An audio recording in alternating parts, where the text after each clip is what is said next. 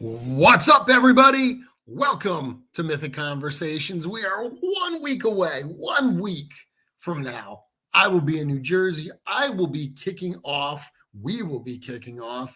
the Mythic weekend festivities. So, I can't believe it's here. It feels like it's come so quickly, but it also feels like it's been so long since we got to do this a year ago. It's been 1 year, exactly 1 year. So tonight, we didn't have anything super topical to talk about, like news-wise. There's no been reveals this week because it's going to be some reveals next week. So what I wanted to do tonight was just kind of look back a little bit. I've been doing the editing work on the first 10 years book. Like, I've got a printed copy, and I'm just kind of, going through one final pass, and it's made me very, very nostalgic. The last few weeks in general have been very nostalgic with, focusing on 10 years of Mythic Customs and, really thinking through my display, and then, going through this book that is genuinely a look at a decade of memories. So it's definitely made me nostalgic for the past 10 years and for Gcon and for LegionsCon. So one thing that I thought would be fun to do tonight would be to have a very rare opportunity to have my friend Joe Vasapollo join and not be focused on popping and swapping, not be just doing customs and being behind the camera showing that. So instead, I figured I'd have him on and we would actually talk about toys and not necessarily show toys. So please welcome to Mythic Conversations, Mr. Joe Vasapollo.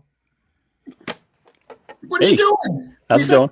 And slapping tonight. I'm at work. That's how it is. It's got to keep these busy. Got to keep them busy. Eh? Well, yeah, that's it.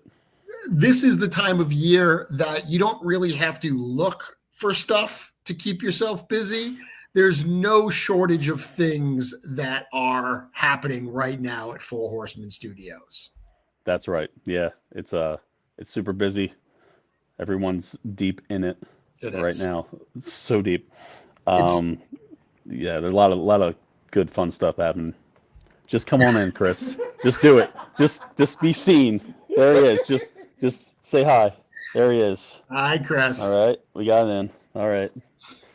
It's interesting too, because this is the time of year where everyone is busy.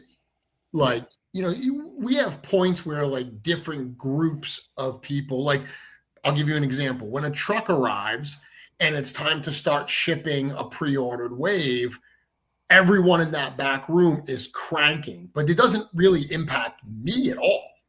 I'm here. I'm not helping ship. So it doesn't impact Eric at all. There are people that are not really busy at that time, but Gcon and LegionsCon is this, instance where every single member of the studio participates in a very meaningful way, both in the lead up to the event and the event itself, that this truly is our busiest time of the year. And I think the best time of the year in many ways.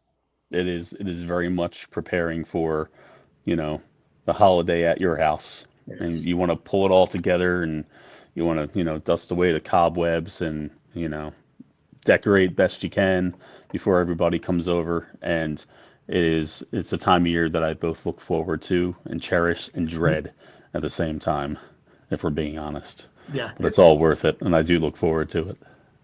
It's a lot of work. It's a lot of pressure. Certainly I feel a lot of pressure at this time of year from a couple different angles. We want to make sure that we put on a good experience and a good show for all of our friends who are taking their time and spending their money to come hang out with us for a weekend in New Jersey. So I mean, the good news is it seems like every single year we're able to pull it off, and people, they keep coming back, so they're clearly having a good time. But it doesn't make it any less amount of pressure on you year over year to make it something extra special for everybody. Yeah, and the funny thing is, now that we've had LegionsCon in the same building twice, Mhm. I feel I'm gonna walk back in this year, and it'll feel like I never left, Yeah, even though it's been a year. yeah. And it's kind of a neat feeling. It's kind of like a time warp situation, where it's a year later, different stuff to show, different things to do, but it doesn't look like I feel like I just left the room and walked back in. It's that It's simple. it's weird for me because obviously you only go to that hotel at this time of year for LegionsCon, but that, as many people know, that's where I stay when I come to New Jersey. So, I mean, I've probably spent over 100 nights in that hotel over the last few years. And it's always very strange. I know what you're saying. Like when you go, it feels like you never left, but I have the opposite experience where I go and it feels so empty and so dead because I'm so Oh, used to that hotel being right. filled with Legionnaires and so much Yeah, energy and excitement. So when I go and it's not all there, like all our stuff isn't out, all of our people aren't there, it's a very almost surreal experience. It's kind of like a ghost town type feel. I bet. There's plenty of other things or seminars that happen there, other get-togethers. Yep. There was one year there was a wedding there at the same time. Yep. They didn't know what they were getting into, but They do a yeah, it's lot of just a different weddings. energy, They you do a know. lot of weddings there. There was Yeah, one when I was there a few weeks ago. They do a lot of corporate events there. So like I've had a lot of times where, I've come down in the morning to get ready to go to the studio and there's some kind of like insurance seminar or something like that. Certainly not something with the energy of a Legions Con. So right. it's very interesting. Hmm. Um, so stepping back, I mean, this is a time of year since 2020. 2020 was the first time that GCon and LegionsCon were put together. And for those who may not know this history, it was very practical. Like we put them together in 2020 because that was the virtual year. That was the year that everything was shut down because of COVID. And the prior 2 years, the studio had done GCon during the summer, kind of as a replacement for their trip to San Diego. That's literally how it started. But in 2020, there was no summer wave, there was no summer GCon. And as we got towards, the end of the year, the idea to do a GCon reveal on the Friday, which was the Alithia wave, and then on Saturday do a virtual Legions Con. It was the first time that the two events were put together, and it ended up being such a success that because the year before we had done Legions Con, but there was no G Con. It was just the studio was exhibiting at Toy Con. They went over. We did the little Legions Con. We saw that some of that footage in that video. We did the little Legions Con thing. But really, in many ways, we have COVID to thank for this pairing of Legions Con and G-Con. And then when we got back to in-person in 2021, that's when really Mythic Weekend took shape, where we did intern for a day, followed by G-Con on Friday, followed by Legions Con on the Saturday and Sunday. So it's been an interesting kind of journey, but if we go even back before that, if we go to that first ever G-Con, I'm sure you remember that first ever G-Con. In case you don't remember that first ever G-Con, here's a Oh, picture of geez. it, Joe. A Dude, little less hairy there. you don't look that much different than you do right now. But dude, look at me. Oh. Look, I'm all baby faced. What happened? Both of us talking to is Ramirez, right? Adam Power. Adam Power. So I think that's a fun kind of little story that people may not know.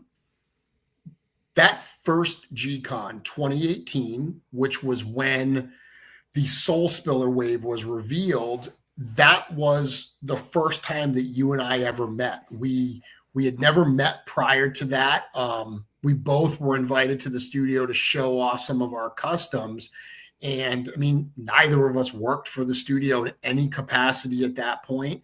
What do you remember of that first year coming down for Gcon? I remember getting there like just as they were going like on live, like right before, and didn't get a chance to like really talk to anybody or shake hands, say hey, thanks, any of that. Just opened the door, I stepped in, and there was CB like, hey, we're going, let's go. But it was neat to see so many faces that I had interactions with over the fan socials, and start to put some faces to names and just talk about all the stuff that we're into in person and be able to see what they were revealing like up close. Yeah. Like really getting to see the toy prototypes in hand. Yep. was pretty neat. I remember it being, because my first trip to the studio was a month prior. Jacob and I had come to the studio for intern for a day. That was what I had backed during the Advent of Decay Kickstarter. And I remember my first visit to the studio was amazing because the Advent wave hadn't fulfilled yet. So that was the first time I got to see like the test shots and the prototypes. I don't know that I've ever talked about this, but at that intern, so keep in mind, this was prior to Advent even shipping at this point. I remember seeing the head sculpt for Torgen, the head sculpt for Thwick, Thump, Baron Voligar 2, the Undead of Vikenfell. I remember seeing the ogre heads for Desabolis, for Regarion. Like all of that stuff was there. Like it was just all like literally lying around, which now that you and I work for the studio, we're like, put it all away. Like, no, don't leave that stuff out. I was talking to George about that earlier because I'm making a list of all the things that I know I need to do, like my personal responsibilities that I want to make sure are knocked out, because people ask like, what's your role at the studio? And like sometimes it's just like I feel like I'm everybody's assistant to a point where I get to help out with everything, either at the back end or the front end of things, which is great. But because I'm in the studio that has most of the 3D printed parts, like there are so many stages of pre-production on these figures where there could be something that won't come out for like 3 years that's on that shelf. So I'm like, I gotta clean this whole room. It just has to get cleared. Do you remember last year we were about 30 minutes before the intern showing up, and I pointed out that there was a dry erase board that had Otho and Urzok listed on it. Yep. And I was like, ooh, we're going to take that down. And yep. I think it's already erased. We'll know soon enough. I remember that first year. So I had been there for intern for a day, and then Cornboy had emailed me and asked me to come back to show off some of my customs. And, you can see in that photo, which it's interesting because this photo here, these were some of the customs that I brought with me. And I think 3 of the customs on that table are actually coming with me as part of my 10 years of Mythic Customs exhibit at LegionsCon this year. Nice. Actually, all but I think one of the figures on that table are still in my collection today, which is surprising. But I remember just being like honored to go, and then meeting you there and seeing all your work and just being like, dude, how have like I never met you? How have I never crossed paths with you or anything? And that was the first time. That was the first time that we met and everything. And then after that, we started talking at like toy cons and everything. And then certainly the following year at Gcon, all the way up into both of us. Who would have thought that at that first Gcon that both of us would eventually be full-time employees? That No, no way. No. No way. If you would have told me back then there was a possibility, I would have called BS on you. Yep. And I thought I would have been working at the business that is attached to this because they build, scene shot. That's a scene shop. So they make props and all that. And that's what I was doing at the time. When I was at that first GCon, I was at a different company doing very similar things. So I was like, I want to be here. I'll be on the other side of that wall making things. So yeah, it is mind blowing. Yeah, And I also, how many never. times have we like gone to shows and stood in line with people, Yeah. and most of them are like really great friends and now coworkers here, like Cookie and Len and Vern. Like, wow. I say all the time, years ago, pre-Legions, the studio had the fantastic exclusive. Remember that? Yeah. And I remember, if you look at the way that the studio would write fantastic exclusive, they would always capitalize fan because they were Hmm. always like, it's about the fans. And I've always thought that like this is a fantastic company, capitalized on the fan, not only because we care so much about the fans and do what we can for them, but the fact that so many members of the team started out as fans, Yeah. beyond just you and myself. I mean, our stories, as interesting as they may be, they're not unique in this company. When you look at, you just mentioned, Len and Cookie, Diego, Chris, I Right. mean, Yep. George, even. Greg, Vern, everybody, Nate. I love the fact that Nate Barch started doing fan art on a Motu message board. Eric and them saw it and were like, hey, this is really cool. Do you want to do a piece of art for our package? And fast forward all these years later, and he's a full-time painter. Yeah. It's Incredible. great how I think they themselves are fans. So, I guess they see some of them themselves in us and are just like, hey, we started that way. Come join us. But I do think, and I think you and I can speak about this very, you know, intelligently. I feel like the contributions that we get to bring to the line as fans, there's so much that have been added to figures over the last 5 years that are the direct result of you, for instance, pulling a build together and saying like, hey, can we also include these other pieces? And it adds like a whole other look or just options to these characters, something that in the initial like design stage, you just weren't thinking about those additional little pieces and how much flexibility it would give. And I think that right there is a testament to the benefits of having people who genuinely love the line and love the toys working on them and who collect them. Right. And it doesn't hurt that like we have most of the parts from the beginning Yeah. to now readily available for the picking. So it's easy enough to just, figure out which character had that piece, go grab it and Mhm. toss it on, just see if it works, Mhm. because like I joke that I can be first to play Mhm. when it comes to these. If there was another title, it's first to play, as in I have the pieces in my hands, unless like it's something you design where it's it's swapped around. But with everything else that's here, like really getting to hold it as a physical thing, and thinking, maybe it could work with like this and that. And it's not to poo-poo on the original design, not at all, Yeah. but it's just to help build on it, just because of the nature of how these things work. So I can't help myself but start messing with it before it's even started. Well, so speaking directly to that point, because there's sometimes where I'll design a figure and I actually have the parts.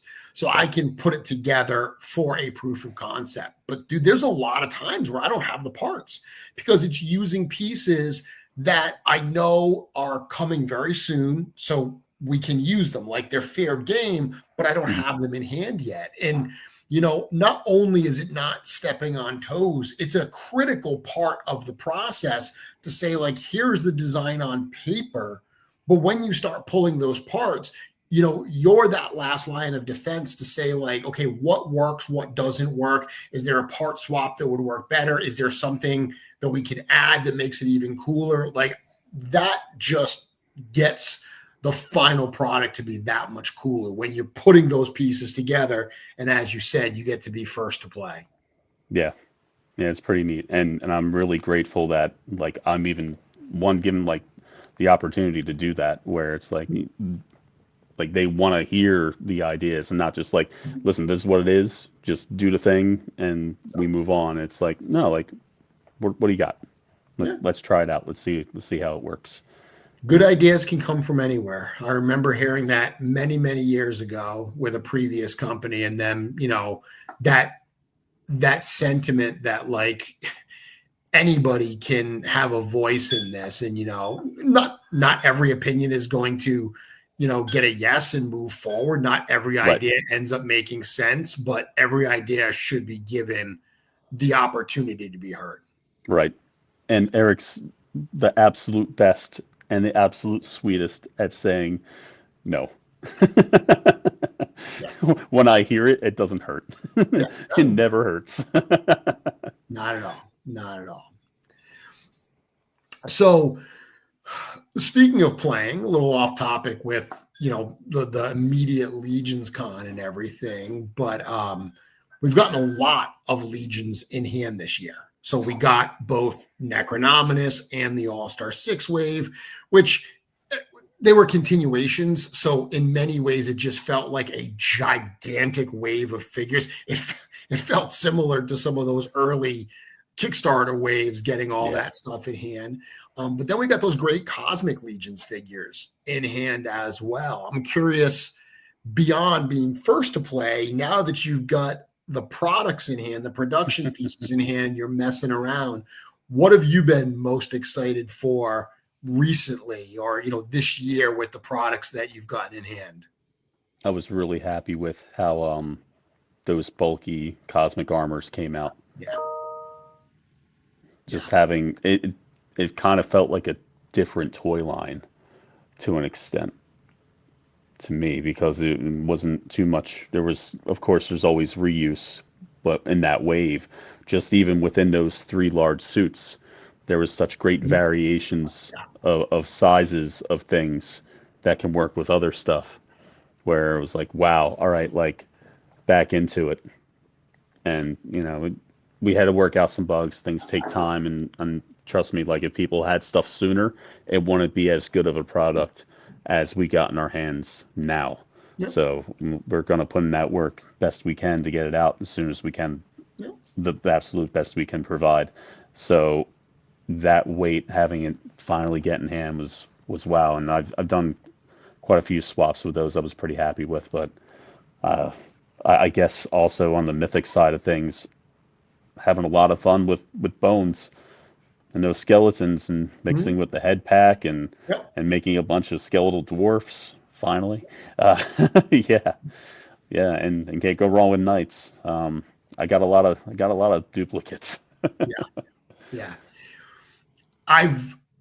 The Ox Crew stuff, I think because they are so new, like we've been playing with Cosmic for a few years now, and the Ox Crew are largely head to toe new builds. And they were parts that in prototype form, I really couldn't play around with. I've said this before, I get terrified barely touching the prototypes. I'm not going to put them through the paces and try to pose them. So getting those in hand definitely felt like a lot of fun. Who's there? It's Brad. It's Brad. He's saying hi. Hi. Yeah, getting those in hand, I thought was a lot of fun. And the sentiment in the community for how much fun those Ox Crew armors are, I mean, people are really, really liking them. I'm seeing a lot of comments about like, okay, this is the kind of level up for Cosmic. I guess, what would the equivalent be for Mythic? Because I don't know if it's Advent of Decay, because Advent of Decay, it obviously added a whole different body style. Yeah. For me, it feels like the Arathir wave, maybe Alithia. Arethyr was a bit of a jump, but yeah, I would say it was more Alithia because you had more 1.0 parts that Mhm. were diverse, like even with those torsos with the pop-off chest plates Yeah. and the fabric arms and the legs is like whole new boots and like Yeah. top to bottom. There wasn't too much reuse besides a neck and the pelvis on quite a few of those. It's crazy to think that we, prior to the Alithia wave, we didn't have leathers and fabrics. You look at a figure like Adamon, and like Adamon painted what was meant to be plate armor to make it try to look like leather. And Right. the Adamon figure is very cool. Like Yeah. Yeah, it worked.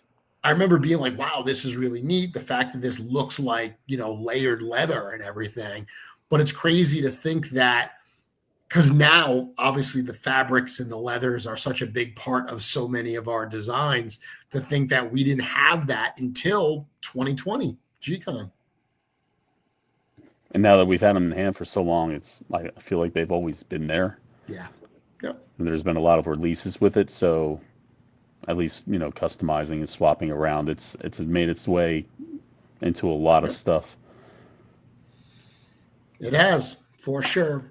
Uh as far as Mythic goes, yeah, a lot of swapping with bones. I mean, skeletons and knights. I mean, you're a knight guy, so we got the Valiant, which, I mean, in some ways might have taken a little bit of the like excitement out of the Necronominus wave arriving, because Elijah and Gideon weren't in Adalric weren't your first time playing with that new range of motion. You already had the Valiant. But if there was any minimized on the excitement, it was minor at most, because Yeah. those figures were so good to have in hand. And then that just was accentuated when we got, Sir Andrew and Sir Enoch. And it was funny to open up the All Stars 6 wave, because I don't know about you, but like opening up a Sir Ignatius and then opening up like, a Sir Enoch or an Andrew, it really was super evidence of how far the line has come in those 10 years. Yeah, it was a welcome leap. As much as I love those designs, just really just having, not to say one's really better than the other design wise, just to have another version, another way to go is great. For sure. I'm always going to love the original figures. Yeah. I'm one of these people that can appreciate the improvements that we've seen in the newer figures and still love the old figures for, what they brought to my collection at that time. I will say this, that in very few instances have I taken figures off display. The Mm. only two figures I've taken off display recently, I took Otho off display and I took Sir Valgard off display. But the only reason I did, obviously, is because we got the Legacies versions, but I happen to have packages for both of those figures. So what I did was I put them back in the package and I put them on the wall. So because Otho in my collection is now going to be what is certainly the superior version with Legacies, now I can have a packaged version on display as kind of a piece of nostalgia. But even like Sir Gideon, yeah, Sir Gideon is on display as the new one on, Bishop, but I still have my original Sir Gideon in my display case. I just put the bucket helmet on him. He's one of the soldiers of Aetheron. Yeah, I did the same thing, but I took off his white tunic and I Yep. put on one of the Templar guard with that black cross on it. So I made Yep. him the captain Okay. of the Templar Guard, and so now he's with those guys. You can tell he's special. But yeah, just having the extra parts and be able to switch them around, and that goes a long way. So it gives me another opportunity to appreciate them differently than I have for the last couple years, Yeah, for which is sure. always fun. For sure. Legacies. I mean, Legacies has been a very exciting addition this year to, and I know that like working with Eric on those Legacies figures, dude, he's getting excited for them. Like for him to Yeah. be able to go back and get another shot at some of these characters, you know that he's enjoying himself when you talk through what the figure is going to have, and it's going to have like 3 new parts, and then when he's all said and done it gets 12 new parts. Yeah. You know that's because he's just having fun, and he's just like, oh, but I could do this and this and this. Uh-huh. Yeah, they are such fun figures to have in hand. To see Eric be able to really push those characters, but it's funny because push the characters but show restraint. Like Otho and Urzok are intelligent new versions of their original designs. It's not like he rethought the character design. Urzok, for instance, I love looking at the armor shapes and comparing it to the original and seeing that evolution. Yeah, it just seemed it was so much more of a distinctive character from what we had before, where, of course, earlier on during Kickstarter, it made sense that there weren't so many pieces. Sure. You know, for a first run to see how it would go, you don't want to like invest too much, I guess, in tooling if you don't know how it's going to go over. Yeah. So giving those characters a way to shine in their own way with new pieces, distinctive parts, is just awesome. I mean, looking at Urzok, that original Urzok, it's like, okay, we'll give him evil pauldrons, evil lower arms and lower legs, but he's got the same torso and the same, upper arms and upper legs as just a regular heroic knight. That absolutely was a product of having to make do with a limited library. But, being able to take that Urzok and give him, the knee pads that are different, that, have that spike gear and the brand new torso, which we have you to thank for. I don't know if people know that Urzok 2 was supposed to come with the Magnus torso. And you were like, can we get a new torso?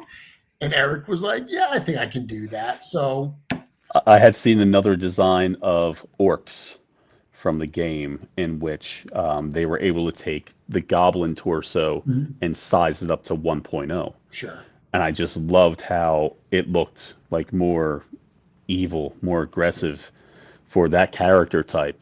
I'm like, oh man, I'd really love to see that in 1.0 scale.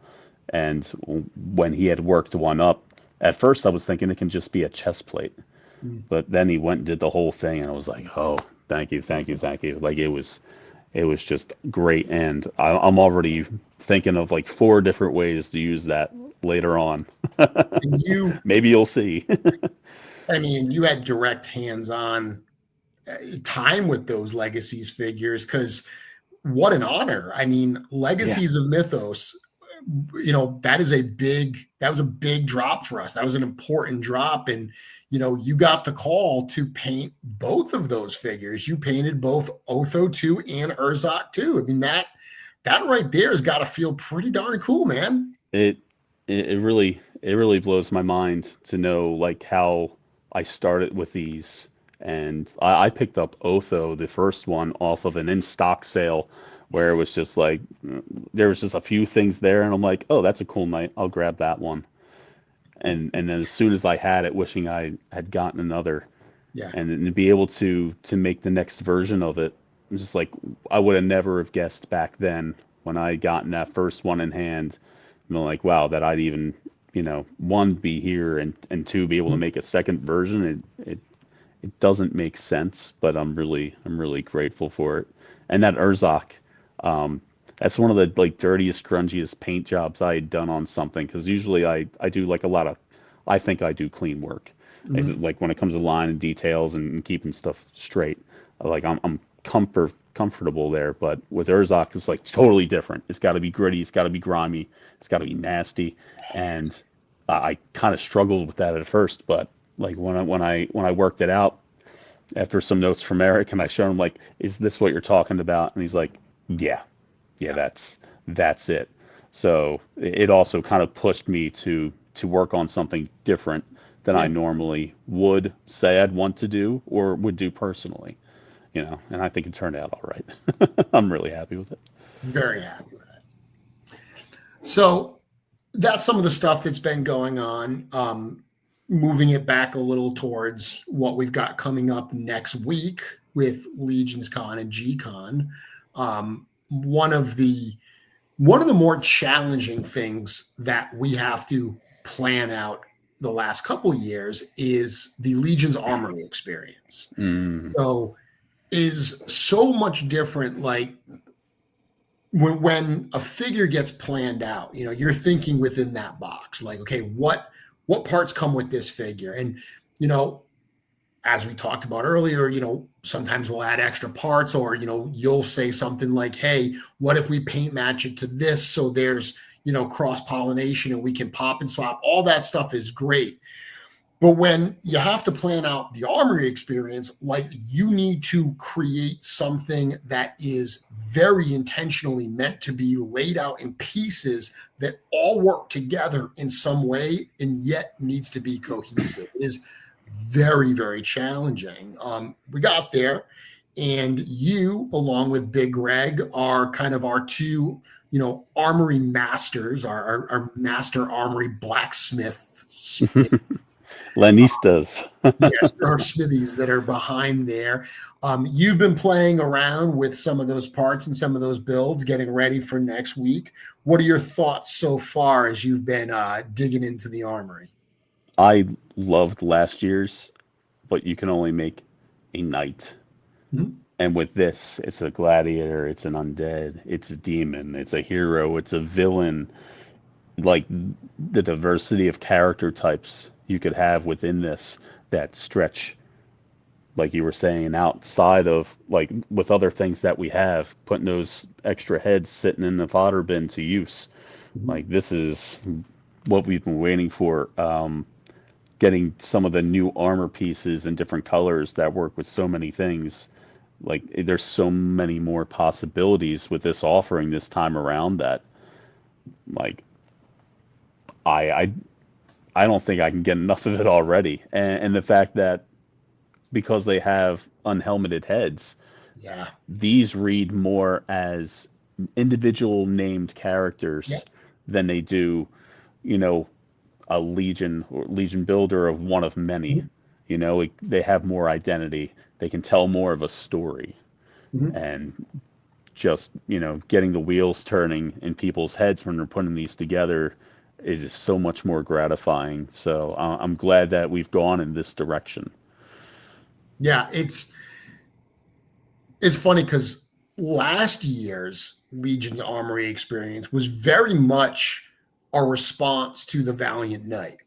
The Hmm. Valiant Knight was so popular, and, it sold out and people were clamoring for it. So we had, wanted to do the configurator for years, and everything just kind of came to a head where we said, well, let's do a night, armory experience. People want this night body, they want these parts. This will check off a lot of different boxes. But you're right, all of them came with the helmeted heads. As awesome as any kind of cool helmet is, it is harder to have a personality on that character inherent when they are fully masked. Um, when we were planning out this year, trying to figure out, okay, well, how do we use flesh tones? Because that's one of the things is, if you've got a white flesh torso, you don't want to put red flesh arms on it. Despite the fact that George would love that, and the wackier the better, we know that for the most part, that's not going. So step number one was looking at the process from last year of choose your head, choose your torso, choose your arm, and saying, okay, how do we mix it around so we can get flesh? And, changing it this year so the head, the upper arms, and, the torso and the hands, all those flesh parts come together. That ended up being the solution to get those in there. But I agree with you. Even if you don't necessarily love gladiators, we've got a vampire, we've got a demon, we've got a Fury Clan looking character. Like, there's a couple demons actually. There's Yeah. so much in there that I feel like there's more of a something for everyone in this year's this year's set. I mean, hell, if we had found a way to get a dwarf and a goblin in there, we would have checked off pretty much every box, right? And I pushed. I'll tell you, I'm like, hey, wouldn't it be nice if we just had an extra set of dwarf legs at the register? You did. I think that'd be pretty cool. Come on, guys, just one color, You did kind of like push the for that. pack in from last year. Like I got an extra pack just for dwarf legs. Just for dwarf. Imagine how many people you make happy with that.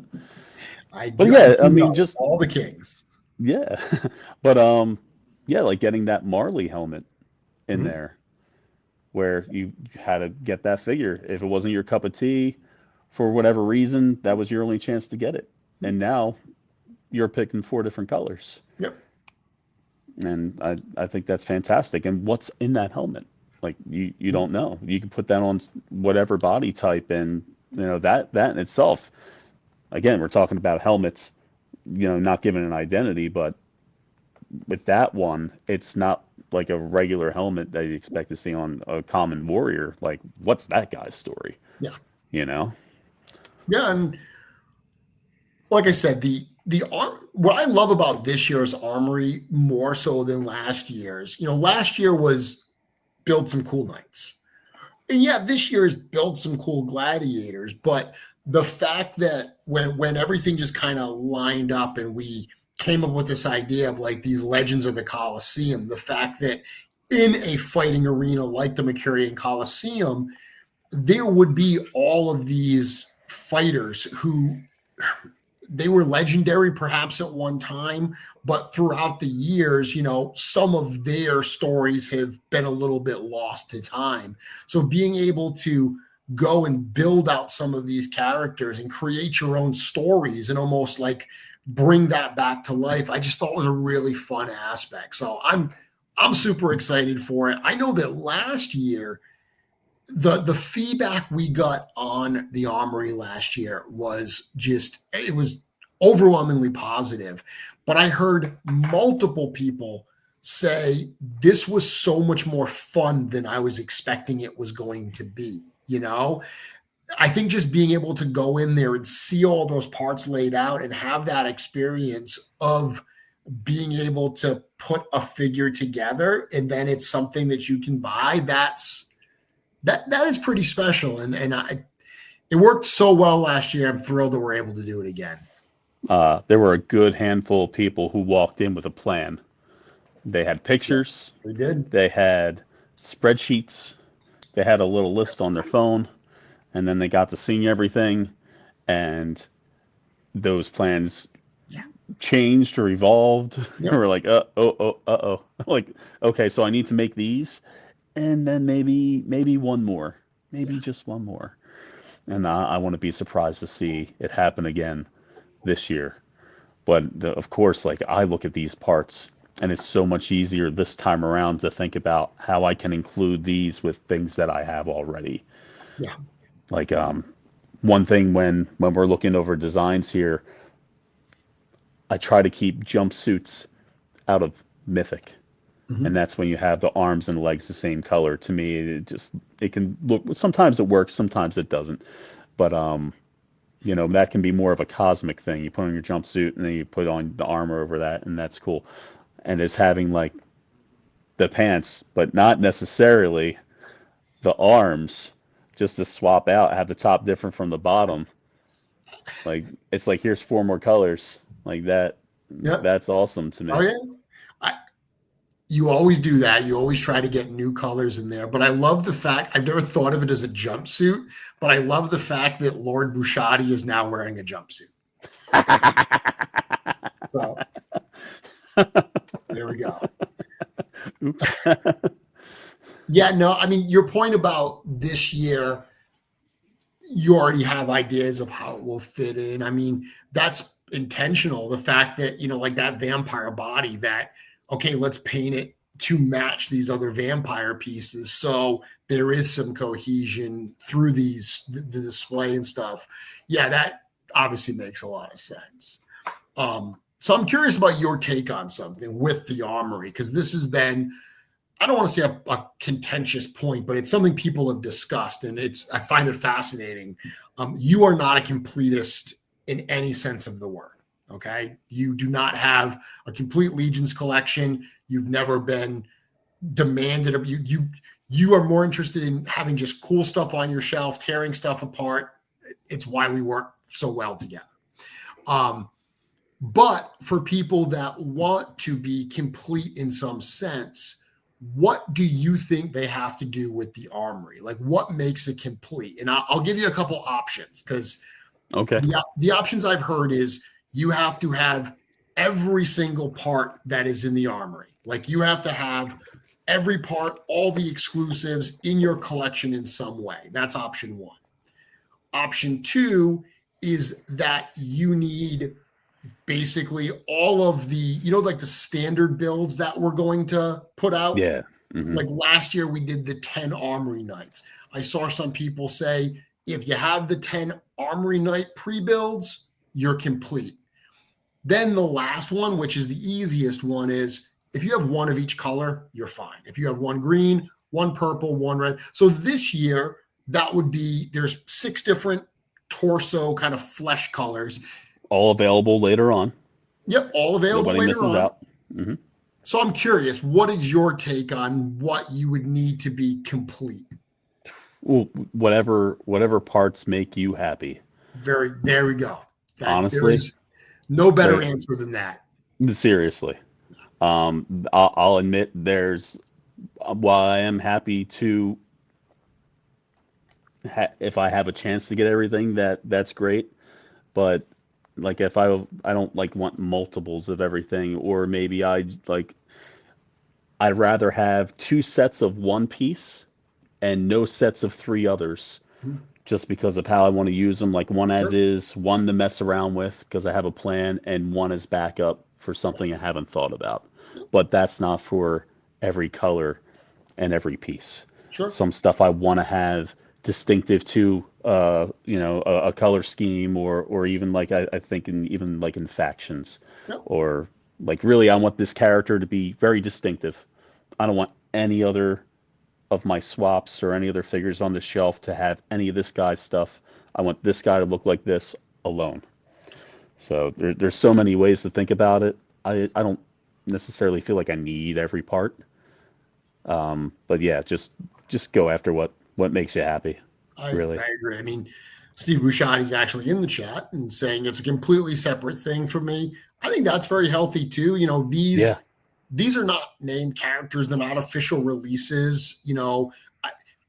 We are not going to sell loose parts. Like, I've seen people say, oh, it'd be amazing if you could buy, I just want to buy this arm and this piece here. Logistically, there's just many reasons why that doesn't make sense for our business. However, if we did that, you wouldn't look at those pieces and say, I need every single color of every single part that you've released in order to feel complete. So Steve's saying that this is a totally separate thing. It's a part system. Right. There's nothing exclusive in those bins. It's not like we did. And I will tell you, we considered it. Like, we talked about sculpting and debuting parts in those bins, and we absolutely walked that back and said, no, that's not what this is about. We don't want people to freak out that they weren't able to get this new head or this new weapon or piece of armor because they didn't get to those bins in time. This is about creativity, not about exclusivity. And it's a great way to get people who don't put a brush to stuff a good chance for them to be creative within the stuff, and not have to worry about getting 4 different characters for the parts that they want, just to put one cool thing together, which I'm sure a lot of people do, but this is kind of like the workaround for that kind of situation. So I've said this before, but I'll repeat it again to close out this topic. For my own collection, and I do have some pieces from last year's parts mixed into other customs and builds and stuff, but for my display, I have one of each armor color. And what I did was I did all 4 armors, identical builds, but different heads. So I have the green, the purple, the red, and the gunmetal each with a different head. And there were 5 heads, so I'm missing one of them that's on there. But for me, having all 4 colors and I have them lined up together, that represents the Armory 2024. And then this year, I'll do the same thing with one of each flesh color. I'll put one of each flesh color out, and that will be the Armory experience for this year. So I had a completely different situation from last year. And that was, I will admit, my least favorite color in the Armory was purple. Okay. Jordan, Van, don't hate me, but it was the purple. And then I got one home and I started to mix it around with things, namely the undead builder set. And I started to put those kind of ghostly blue parts onto that purple armor, and it changed my mind. Yeah. And it goes back to my old rule of, if there's something in a wave that, that's not really for me, I get 2. So 1 to have just in case it grows on me, and 2 to tear apart and to make it into something that I end up liking. And that's something that absolutely happened last year. While we're on Armory, I just got to run and grab something real quick, and then we can move on. No problem. I'll take Joe off while he's going to grab something. While Joe's off camera, I will just remind everyone that today is Wednesday, the 29th. 2 more days, it will be Halloween. Halloween night is when the graveyard skeletons, the blind box skeletons and the graveyard zombies, when that pre-order ends. So if you have been waiting to pick up those graveyard goodies, you've only got 2 more days to do it. They are available both at Source Horseman, our Store Horseman, and from our retail partners. Obviously, Store Horseman has the pre-order, direct savings, so it's a little bit cheaper. And if you want those blind box skeletons, those are only available from Store Horseman. Those are not something that's available from retailers. So don't forget about that. Don't be left out. If you want to add those, modern zombies and those colorful bags of bones to your collections, you got a couple days left to go get it. And let's see what's going on over here. They can't hear you. They can. We talked about this. No, I had you off camera, Chris. I was marketing. I was marketing, Chris. Jeremy, you're supposed to play along. Say no one can hear you talking. No one can hear you talking. So I just want to say really quickly, don't go too far. They can't hear me. On Saturday of on Saturday, the first day of LegionsCon, I want everyone that's listening, spread the word. I want everyone to bring a simple little birthday card for Evie. Just say happy 10th birthday, little dollar card, just a little something. I want to make her feel special. So if some of you guys can do that, that would be awesome. All right, bye. Okay. There we go. I had to throw the whistle in because that's every other conversation that happens here. So about the Armory, one thing that we took notes about things that people wanted to see. Last year, I remember a question that a lot of people had were, what are the exclusive parts? And it's definitely not something that we were, looking to hide or, have secret information about. All the information's out there. If you're paying attention, But in this case, we're going to do a little of the work for you. So this is how the armor is going to be set up on figures this year. This is just an example. Okay. So everything that you get in a bag will be on this kind of like a mannequin situation. So you don't get the torso or the arms, but everything you see here, just so you get an idea of what that armor looks like on a body. All right. So everything you see here will be on a packaged figure later on when we do the individual releases. Just plain plate. For all the armor sets, the helmets, the legs, we'll have this situation. We're going to have a little flag on the top of each one that'll say Armory Experience Exclusive. Okay. So this way, if you're thinking about, all right, what parts are coming out later, I get them later, like what can I only get here? They will be clearly marked for everybody to see. Now, one thing I will point out is in the final figures, the individuals that you buy later on, you may have a different combination of pauldrons and belts. So if there's let's say there's a belt that isn't in a package figure later on, it'll still be marked as an exclusive, even though you may get those pauldrons later on. Sure. I just don't want to leave anything out. Yep. So just another thing that we're trying to make, the experience just a little bit better and upgrade it for everybody who comes through. Yeah, we put this information out in advance. People can do their homework and have a sense of what's, exclusive and what will be available later. This is just an additional bit of assistance to help them get that information. Very cool. Okay, so Mythic Week is coming up. It really starts. Again, we talked about how much work is going on right now. I will be traveling to New Jersey next Monday. So next Monday is really when everything starts for me. But from an official activity standpoint, it starts on Thursday with interns. So for those who don't know, Intern for a Day is something we've been doing for a number of years now, where we do a lottery because there's so much demand for it. We do a lottery, and if you are selected, you are, it's your option to pretty much purchase a ticket to come and visit Four Horsemen Studios for the entire day. That's one of the things this weekend that you tend to be running around doing a lot of different stuff.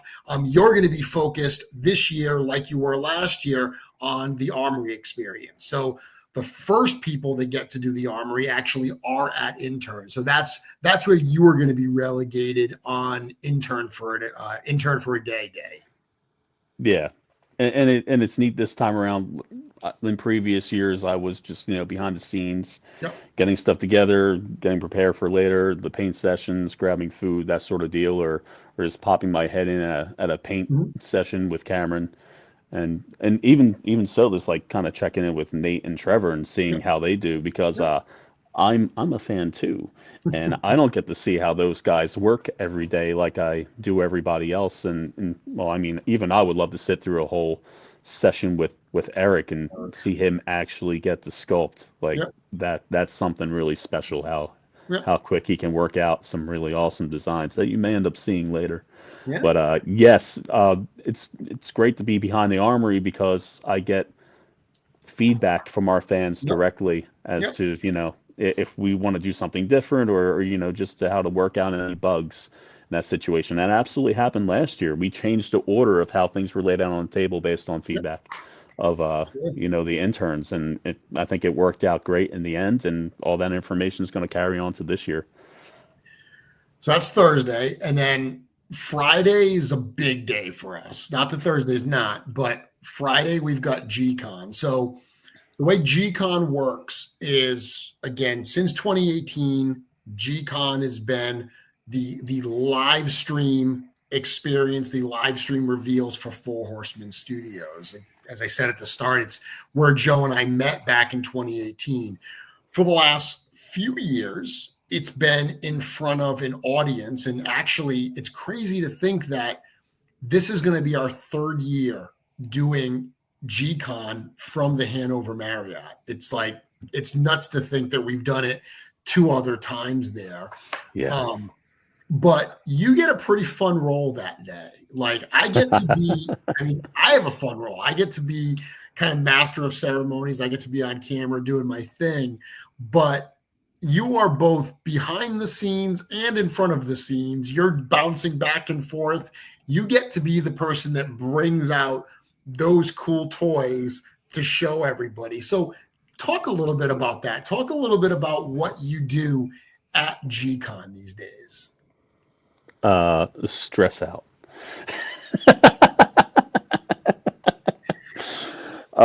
I get all the prototypes basically put together best I can here for travel at the studio, and then I bring them in the next day. And I'm there early. I'm in the back. I got a table. I'm opening all the packages, and I'm building everything because not everything can just be boxed up nice as is. It's like I kind of have to dress up the characters, put weapons in the hands, maybe do a pose if I can get away with it, if articulation allows.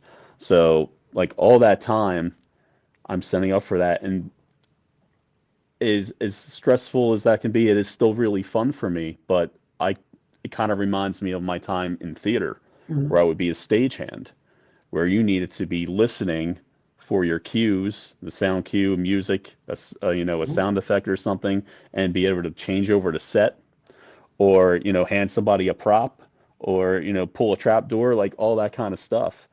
But now I do it in this situation, and it's far less stressful in that manner of speaking. Like the timing doesn't necessarily need to be right there. Get to be a little playful with it. I have some ideas for this year. We'll see how it goes. Uh, nothing too crazy. But yeah, it's fun to hear that second round of oohs and ahs after that initial image goes up on the screen, or if you're in the back and you're watching from your phone to see it, to have it come out and just see people's faces, just like, what the heck? Well, and when you get to bring out like a Bodvar or a Leodicius, because that's the whole thing, is like, I've just shown them the photo, but they don't have a sense of scale. Right. Because it's a photograph. So when you bring out Bodvar, you bring out Leodicius, and everyone in that room is like, and they see how big it is as you walk out. That's you get a big pop. That's the only time that would happen. Yeah. Now, I'm going to say something, and one thing. So did you watch the This Is LegionsCon documentary video that Brad did? I've watched it once, and I've listened to it 3 times. Okay. I have watched it quite a few times, including different cuts of it, right? Because lucky you. While he was editing, I got to see a few different versions. There is something that we may put it out after the fact. Like, we may put out some, not bloopers, but some little scenes that made it onto the cutting room floor because they just didn't make it into the final cut. I mean, that's part of director's cut. Yeah. There was a bit of footage in there that got cut, unfortunately, because the section about Beathir ended up being too long. Like, we've already done a whole documentary about Beathir. So having the Beathir stuff in this documentary, in the first cut, it was too much. But there was a piece from you talking about rolling out Beathir last year, and about how we had all this plan, and you got so excited that when those curtains parted, you kind of forgot what to do. Like everything that you would plan, you would just like. Yep. And I loved you. That absolutely happened. I loved you telling it on camera. It was so fun. But yeah. Yep. So you just completely blanked because you were so excited to have Beathir there. Like I said, like it could be kind of stressful back there, but also there is a sense of relief now that what we're showing isn't secret anymore, and we could talk about it and we could share it with everybody. So it's going from one end to the other really fast, and in that moment, something got lost in there, like the whole process of you're holding the curtain, or you're lifting up the back of it to get over, the cable ramp. So yeah, I totally lost it. I don't know if anyone could really tell though. Got a comment from Alec here, and I talked about this a little bit, but it says, you guys have talked about trying to outdo last year at every Gcon. Do you think it's possible to outdo last year? Are you aiming to? And it's so tough because I had addressed this earlier, saying that like part of this year was like admitting that Beathir was a once in a lifetime thing. Not to say that we won't ever do another dragon, but there won't ever be a 10-year buildup the way there was for Beathir. Like, the anniversary year, the buildup, everything that went into that reveal made it such a unique moment in time that I think it would be a huge mistake if our focus this year was, how do we outdo Beathir? How do we do something? Because Beathir, just for sheer size, is, how do you do something? How do you do something bigger than that? So I think part of, Alec, to answer your question, part of our focus this year is just do the greatest wave that we can put out. Do the wave that we need to put out right now. Don't worry about trying to outdo last year. there's so many other things out there that are awesome that people have thought about and said that they wanted. But maybe it's cooler to give people something they didn't know they Sure. wanted. Yeah. And that could be just as fun. Yeah. Absolutely. So, I mean, I get excited for the big picture, not just what's the biggest and coolest. And, I mean, I love what we have cooking, and I don't want to accidentally slip and say something. I love what we have coming, but more so than just the toys themselves, I love the direction that we're going in, story, line, all of this. I think that everything that is happening is the right time to be doing this, and that's what's exciting. Yes, Yeah. I agree. For fear of Yes. saying something, yes. Fear of saying too much. Bringing all that stuff. And I mean, one of the cool things too is not only do these prototypes get brought out to show in that room, but even if someone is traveling to LegionsCon for the weekend but can't be with us for those reveals on Friday, all of this stuff is going to be on display in the lobby for the weekend as well. Yeah. And we may do it a little bit different this time. I think it'll work out. I was having that conversation earlier.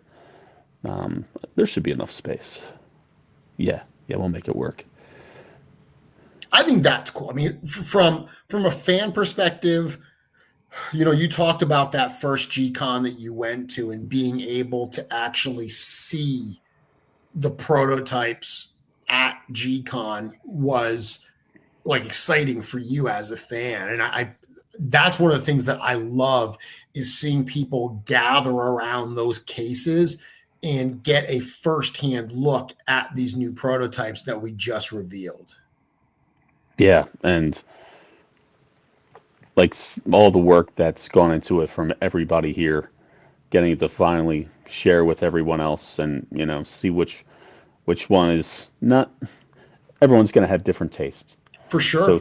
So to me, it's very interesting to see how people take things in differently. Like that one's someone's favorite, but this other one's someone else's favorite, and without a doubt. And that's just great. Dang, really got to watch it. This entire wave, you're spot on. Yeah. Every figure in this wave is going to be somebody's favorite. Mm-hmm. For sure. So moving on, it's crazy that we're just at Intern for a Day and Gcon. We haven't even gotten to LegionsCon proper, but getting to the actual 2-day LegionsCon show. So not only did we meet at that 2018 Gcon, we were together again in 2019. Actually, in 2018, we both sat with Iz and showed our customs off.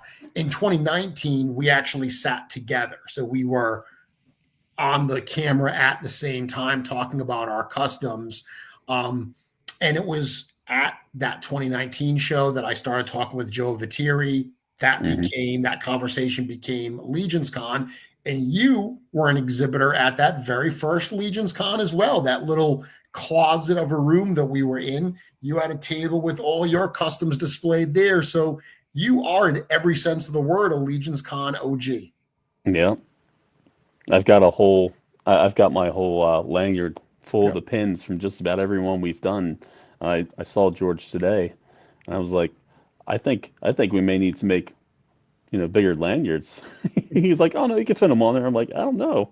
I'm gonna have to go around to the back. Like it's pretty neat. Yeah, but I would have never thought of being involved with something. Well, I guess my dad kind of did it because he would build model kits and go to like a meeting every month and just people making their own thing and showing it off to their friends, essentially like a modeling club. And it kind of felt like that. So to be able to be in that kind of situation for something I was really into was a really neat experience, and to have that happen once a year and really forget I know what my stuff looks like. I know I like it. I make it for me. I don't care who likes it. I want to see everybody else's stuff. Sure. I'm super excited for that. So to be able to show off what we do is pretty cool, but to see what other people have done with it is just I am just as excited to see everyone else's work as people are to see what we've done here, to Yeah. be honest. And it's a bigger bang for me because we put out like, however many things, but then when I have the chance to walk around and see what everyone else has done, it's like, we get it in the bucket, Yeah. as I like to put it. Well, do you get a chance? I mean, so last year was the first year that you weren't exhibiting at LegionsCon. You had a table up until last year, but because of your responsibilities with the armory, last year was the first year that you said, I'm going to step back and not do a display table. You were very busy at the armory. Yes. Did you have a chance last year to get away from that table and at least go check out the floor and see what other people were doing? I'm guessing I did, considering that I think more people had time with Greg than they did with me, if I'm being completely honest. I'm sure there's quite a few people who did not get to see me there. And, as much as, I want to be responsible and I am at work, I definitely do want to get out there and have a little bit of the fan experience as well, because, it's only gotten bigger since I've started here. It hasn't dwindled, No. so hopefully we get that opportunity again this year. And maybe right before doors, they'll see me running around just being like, "Oh, that's cool. Nice to see you. Is this you? Oh, that's great. Cool. Okay, bye." And the next table. Yeah, there's a lot of first timers coming this year, which is super exciting. I cannot express enough how much it delights me to see people making their first trip to LegionsCon. And that is one of the things that I feel like no matter how many times we tell you you're not prepared for, is the level of quality and artistry that is on display at like every single table All around. Yep. it's unprecedented. And Yeah. it is going to take you a while to get through the show. And if you somehow are able to make it through the floor and you start again, you will realize you didn't see as much as you thought you saw. I never saw that. I never saw that.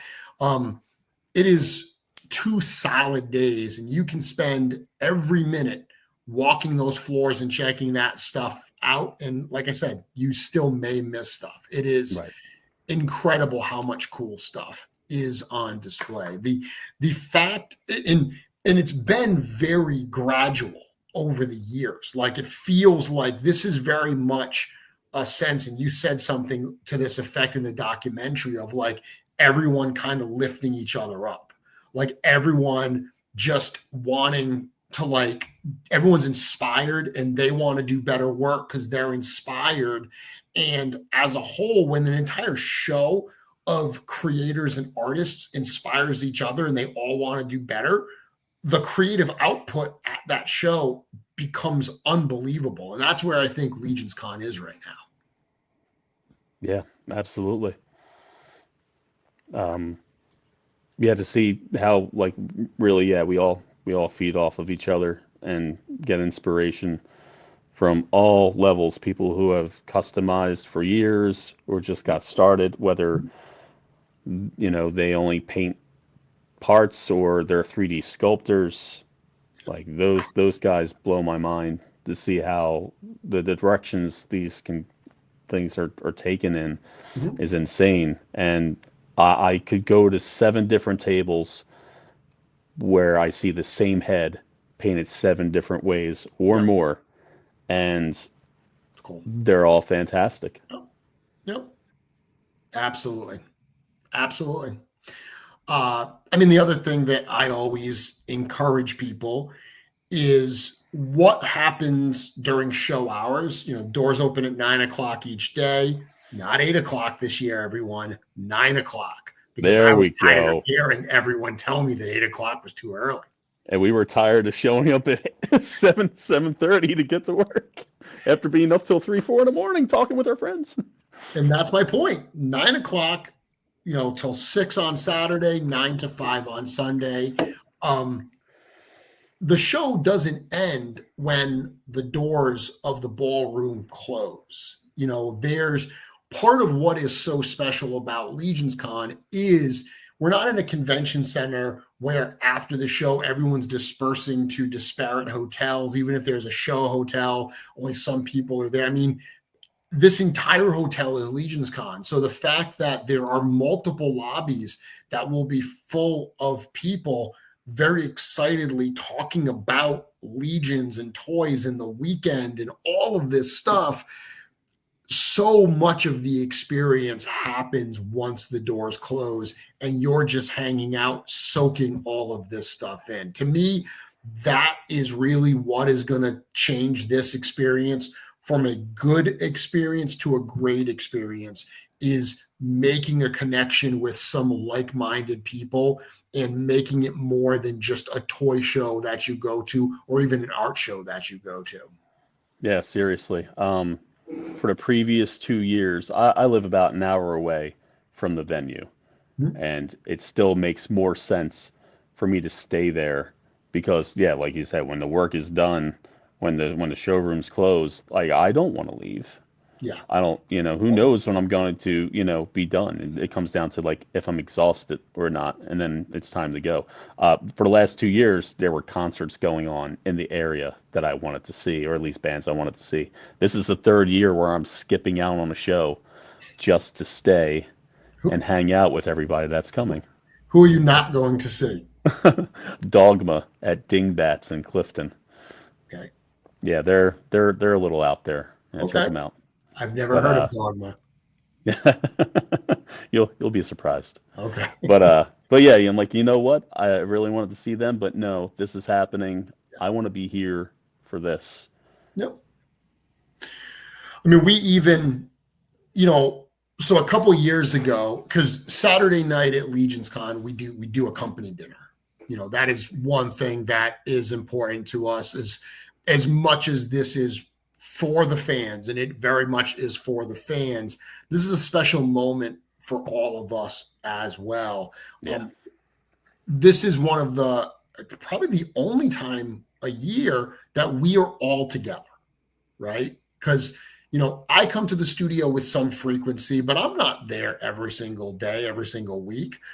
Nate is certainly not in the studio that frequently. And, now that like Eric Miller's working with us, Eric's not in the studio. So to have everyone together and to have, a lot of families there and stuff, a lot of our families will come. My family's coming in, to New Jersey to be a part of it. It's special to spend that time together.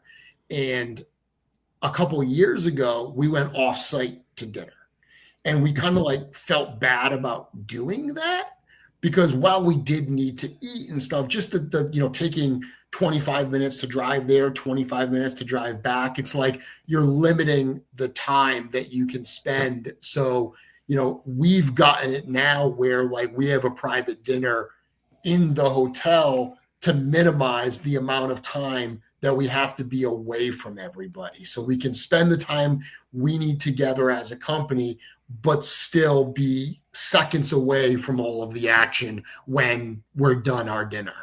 Yeah, I can definitely appreciate that, considering the swap is happening, the part swap is happening around that time. I think My Wife's Gonna Kill Me is going to have a show around that time. They do. There's just so much going on that, yeah, like I love seeing all of our people in and out of studio, but again, this is an opportunity to be like a fan with everybody else. So yeah, you don't be I hope no one's offended if I just like, have a plate and a half and say thanks to everybody and and go hang out. Everyone gets it. Everyone absolutely gets it, being a part of, because again, it's all about, like you said, you are a fan, I am a fan. If we weren't working for the studio and working this event, we would be attending this event. That's right. Like, this is the type of show. And I've said this for years now. The secret of LegionsCon is we put on the type of show we want to go to. Like that's really it. It's as simple as that statement is. That is the core. Is what kind of show as a Legions fan would I want to go to? That's what LegionsCon is going to be. Right. And getting feedback from people, positive and even negative. Yeah. It's always going to help to make it better in the end. Absolutely. Absolutely. I mean, I've said this before as well. We listen to the comments. Sometimes there's comments that are just impractical. It's not something that we can do. But I said it at the start, a good idea can come from anywhere. If someone's got a good idea and we're like, yeah, dude, that'll be actually really cool. Let's do that. Well, we're happy to find a way to make that work. So absolutely. So I'm excited. A week away. This is again, this is an exciting time of year. I know for one, you mentioned finally being able to share this stuff with people and talk about it. I think that is for me one of the most exciting parts of this. Just finally being able to put this out there, see the reaction, and talk about it. That's feels like it's a long time coming. Yeah. And it's for months because it takes a while for these things to be made here. And maybe I've seen a part from like 2 years ago where it's been made into a tool and we'll get it back. We'll get a sample back from the factory and it exists, but we haven't used it yet. So some things I've known about for so long and now it's finally coming into play with everybody else. And best description I could give, it's like watching a photo develop over time, like an old Polaroid, like you see and you get the vision in front of you, or like the character render, on screen, and then you have the pieces in hand, and then each day it's another part, and another part comes off the printer, you're cleaning it up, okay, that's new, that's cool, and then color starts to make it onto those things, and then you build it, you put it together as one piece, and maybe something changes, but finally, like, you see the whole picture, but it's not the whole picture until everybody sees it. And that takes a long time. So we get it in drips. The fans get it in buckets. Yep. You get everything. You don't see the behind the scenes. You just get like, here's the whole thing. Dump. That's it. And that's awesome. Yep. Yeah, it's a fun process to, like, for me, I get to see Eric's renders and we talk through the character. And then, sometimes I get to see parts because I don't always see the unprinted parts. It really depends whether or not I happen to be at the studio. Like, there's a lot of stuff that it's being printed. I'm not at the studio. So that's a step in the process that you see very closely that I don't always get to see. But then I'll start seeing like painted pictures, Teaser Tuesdays. I'll start getting that. For me, where I get that first big pop is usually you taking that photo of us sending the stuff to Trevor. So it's like, okay, here's all the parts. Here's what you're going to be getting. And that's the first point where I see it fully put together. And then shortly after, we see Trevor's photos, which it's like, those get me excited because by the time that we see a Trevor photo, I know that we're right on the precipice of being able to reveal it, and then we get that reveal. So that's where we are right now. And I say it all the time, with the amount of time that we get things finished and finally get it to Trevor, what he's able to do with these within the time that he has, because as soon as he shoots it, like, we're like, okay, thanks, now we need it back, please. Yep. He does fantastic work. Without a doubt. And I've seen a few things so far, and it's really impressive, as always. Any last minute advice that you would offer to all of the Legionnaires who are getting ready to head to New Jersey next week? Well, if you've been here before, welcome back. It'll be good to see everybody again, old friends. Some see them as family, and that's fantastic. There's a lot going on in our lives personally, and these toys, this line, this community has been just a great way to escape that, especially before the holidays. when, that could be really stressful for people because everyone's at different places in their life. It may not be all that positive for everybody. But, we come out and do this for fun. Mhm. So, it'll be great to see everyone again. And if you're new to it, I think you're going to have a good time. I certainly hope you do. Get to talk to, if you're interested in anything, you have questions, don't be afraid to ask. Not at all. This company, these lines live and die by the fans. Yep. And we all understand that personally. Mm-hmm. None of this happens without you guys. Yep. So, make friends, talk to people, get involved, ask questions. Yep. There's so much to do, different ways to do it. Like you said, you probably won't even get to see it all or get to experience it all. There's so much going on. Yep. But just come in, open mind, ready to see some cool stuff. Yeah. Meet some good people. What I would add to that, I agree with everything you've said. Go to LegionsCon.com, use that website. There is a map of the floor plans on there. There is a schedule for the events that are planned through the weekend. Just have a bit of an understanding of what you want to try to accomplish. What tables do you want to see? Going in with a plan is certainly going to be helpful. Sure. The other thing that I would certainly say is there is an overwhelming amount of stuff to buy at LegionsCon. Don't freak out or don't feel like you're not going to have a great time if you can't walk away with, 4 of everything that's available for sale or a custom from every one of your favorite artists. The stuff that you buy at LegionsCon is certainly cool. It's certainly part of it. I mean, hell, I'm a toy collector. I'm excited to buy toys at LegionsCon.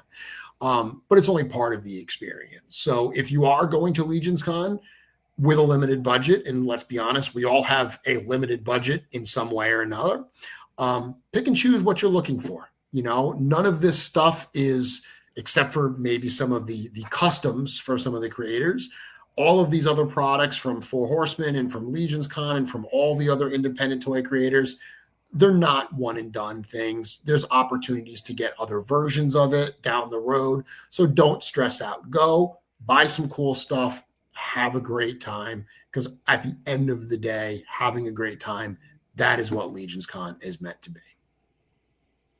And check out some Glyos. Check out some Glyos. Well, there's a lot of other awesome creators that are other toy studios that are presenting their stuff.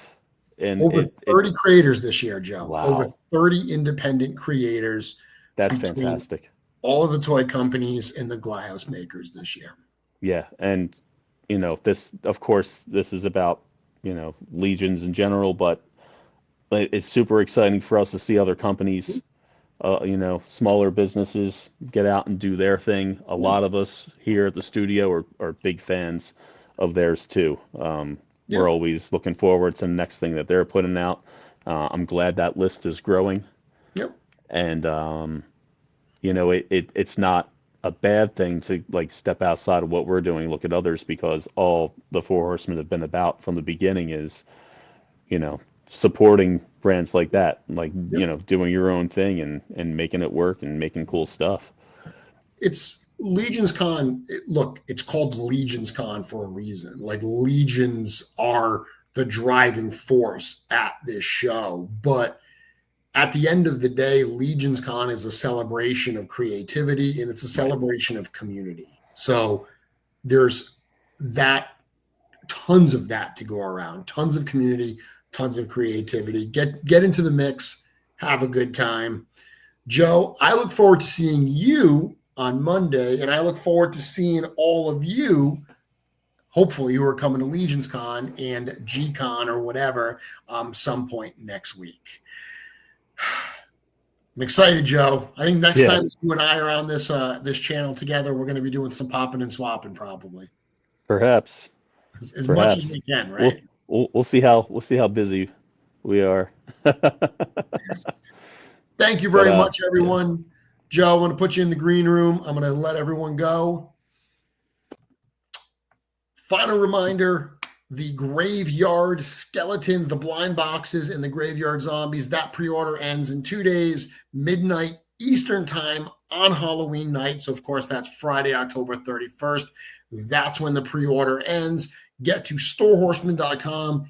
Get your pre-order in for those graveyard zombies. Last year we did the skeletons. We only got a few, like a small amount extras. We put them back up for sale this year, and they sold out like that. So we know this graveyard stuff. It's a lot of fun. Doing the zombies was a blast this year. Those $20 blind boxes, those were a blast as well. Tons of fun. Be available for a couple more days. I will see you next week right here on this channel, but not here in my home. I'm going to be in New Jersey kicking off Mythic Week. I can't wait to see all of you there, and I can't wait to talk to all of you about the new wave of Mythic Legions and all the other fun surprises that come out of Gcon this year. Good night, everyone.